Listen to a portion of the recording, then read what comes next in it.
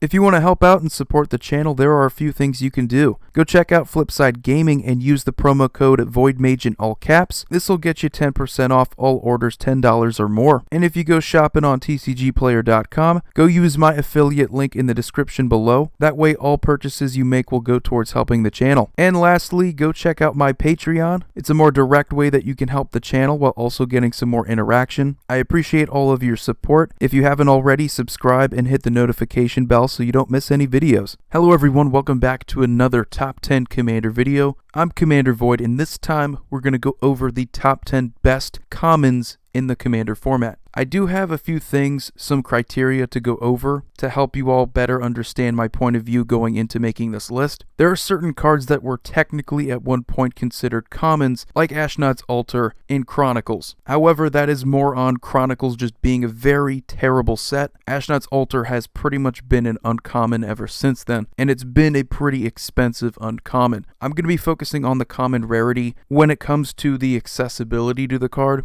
which commons are pretty easy to get a hold of. None of them are on the reserve list. That's the thing about the reserve list, only rares. So you don't really run into the problem of people hoarding any of these cards for collectible value, and even if people do, it's not going to drive up the price that much, because any of these could just get reprinted in a pre-constructed product or a core set. So before I actually start off the list, I'm going to go over some honorable mentions. We have Ponder and Preordain. I know these see play everywhere, and some people like Ponder a little bit better, but there's another card in the list that I think is better than both of these. And just focusing on current trends, I don't see these as often as I used to. And don't get me wrong, these are still exceptional blue cards. If you're looking for a cantrip or any way to advance your game, this is pretty much blue at its best. You get to look 3 deep and find a card that you really need. Doesn't always work out, but they're definitely worth playing in your blue decks. There's also Terminate, all the way back in Plane Shift. This has been a common for a long time. Just a 2-mana kill spell, and that creature can't be regenerated. Just about every red-black deck plays this card. Unfortunately, we have reached the point where we desire more versatility out of our kill spells. We also want to get rid of enchantments, artifacts, just more answers, and creatures aren't always going to be a problem. Bojuka Bog is fantastic. Just a land entering the battlefield can get rid of a graveyard. All of those problem cards. Rancor, one of my favorite green cards. While I personally think it belongs in every green deck, I haven't seen it as often lately, but it's still a fantastic card. And I finally want to go over some of the PreCon Commons because that doesn't really count.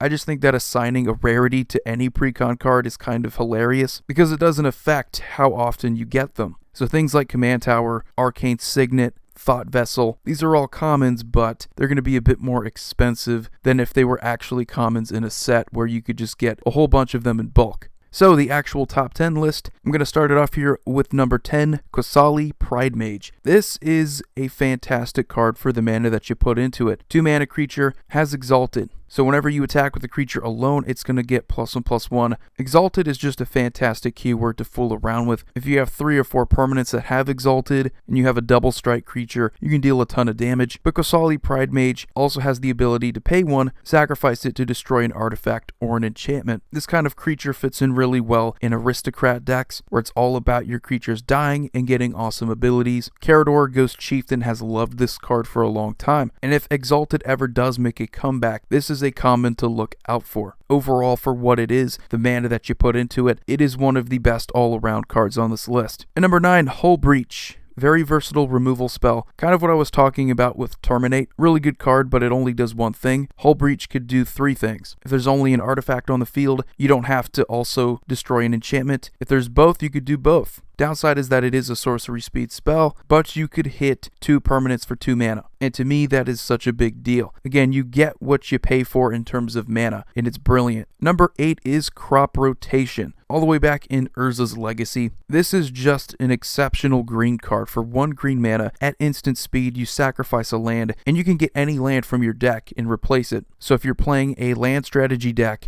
like the Gitrog monster, you're sacrificing a land to draw a card, and you're going to be getting another land in its place. So if you have anything like Landfall, you're going to synergize with that as well. It also works out really well in combo decks. If you're interested in making that Merit Lodge token, Well, you could just get a Dark Depths or a Thespian Stage, whatever piece you need. And green typically excels at this, but it doesn't always allow you to get whatever land you want. And that's why crop rotation for just 1 green mana is a fantastic common. Number 7 is a card I think is just a little bit better, although it's not as easy. Expedition Map, you do have to put more mana into it, but it's a card you can throw into literally any deck, and it allows you to search up whatever land you want. Where I commonly see it played is in mono black, if you need something like a Cabal Coffers or an Urborg Tomb of Yawgmoth just to get that little combo going. Expedition Map is perfect. It can sometimes be a card that people overlook. If they have a really important land, even if they don't have that many lands, it's still worth considering for just about every deck. And then number 6, we have Lotus Petal from Tempest. This has been a common for a long time, and it's one of the more surprising commons for a lot of people because it's a zero-costed artifact that lets you add mana to your mana pool. It's sometimes a one-time use, but it's 0 mana for 1 mana, and it's easy play everywhere in competitive EDH. One of the popular things to do there is to ad nauseum your whole deck, or the majority of your deck, into your hand. After you do that, you might be a little short on mana. Well, that's where the zero-costed artifacts come into play. It can keep your turn going, and it will help you win the game in 1 turn. It is one of the more expensive commons on this list, and I think a lot of that has to do with the difficulty in finding a place to reprint it. They could make another Masters set in the future and reprint Lotus Petal pretty easily. I just don't see it fitting in anywhere else. And then number 5 is Priest of Titania. This card is way too good for elves. And there is Elvish Archdruid, but a lot of people confuse that. Priest of Titania is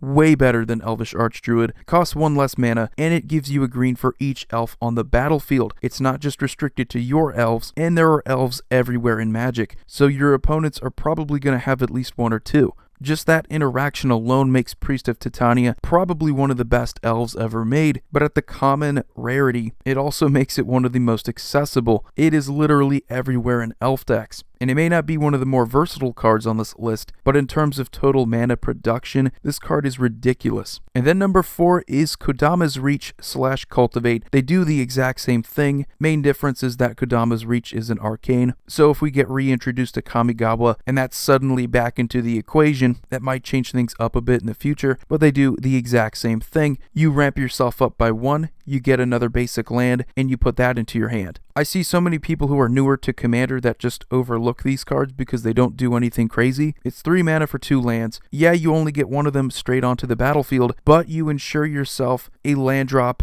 the following turn if you already played your land drop for that turn. This is one of the most stressful things about a Commander game, is falling behind when you don't know if you're going to just keep drawing into non-land cards. It is so relaxing when you get to a Komodos Reach or it's in your opening hand because you know if you lose this game, it's probably not going to be because of your mana, so you get to focus on your actual strategy, not having to worry as much about mana production. And number 3 is a card I was hinting towards back with Ponder and Preordain, Brainstorm. This card is a significantly worse Ancestral Recall. That's more because of Ancestral Recall being one of the best cards ever made. Brainstorm in Commander is still a pretty crazy card if you can interact with it the right way. Take away any crazy interactions and it's pretty much going to be similar to Ponder Preordain, a 1 mana cantrip. But if you have ways to double the amount of cards that you draw, Thought Reflection, or I don't know, any way to benefit off of just drawing more cards, this is going to be pretty powerful. Keep in mind, Ponder and Preordain just let you draw 1 card. Brainstorm technically lets you draw 3, so you do have those interactions. One of my favorite is with the Locust God because drawing 3 cards means you get 3 of those Locust tokens. There are also some ways to manipulate the top of your deck with commanders like Aminatu or Yenet Cryptic Sovereign.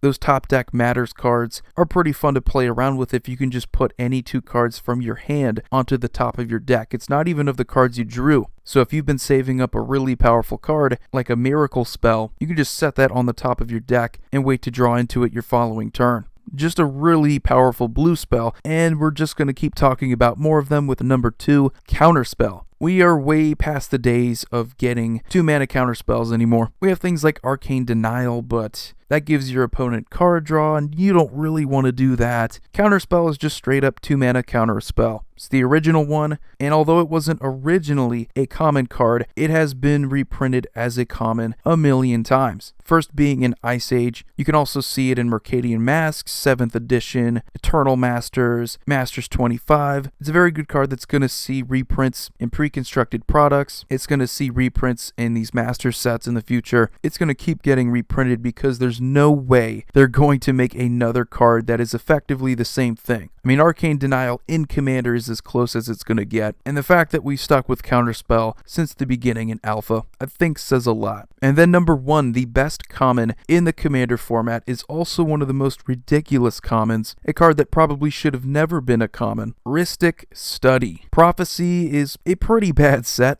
I'm not gonna lie, so the collectible value of the average card in Prophecy is pretty low. However, Rhystic Study as a common is the most sought after card in that whole set. It is sticking around $20, which is pretty high for a card that could easily get reprinted, and it is one of the most obnoxious things that you can do in a Commander game. Single-handedly, out of this whole list, it is probably the most powerful card. It is one of the more political spells in the game. It is probably one of the best blue spells in the game as well. Either this or Cyclonic Rift. The fact that this is a common is so ridiculous, and it does say a lot about Prophecy and the dysfunction associated with that set. But anyway guys, that's going to do it for this video. Let me know what you think about the 10 best commons in the Commander format. Anyway, you guys have a wonderful day. Void here signing off. See you all next video. Just wanted to say thanks to the patrons who are supporting me on patreon.com. Go check it out. There are different tiers with their own rewards. One of them is having your name in the credits of my videos. I know it's not much, but it's something that I can do to show my appreciation. Thanks again, and have a good day.